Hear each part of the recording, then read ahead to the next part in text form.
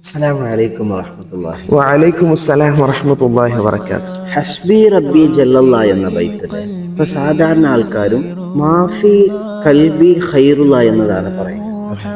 അതിനെക്കുറിച്ച് ഒന്ന് പറയാം.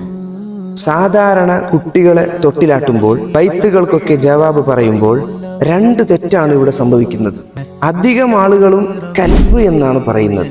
ശരിയായ രൂപം കൽബ് എന്നാണ്. അവിടെ കാഫ് ഖാഫ് രണ്ട് വ്യത്യാസമുണ്ട്.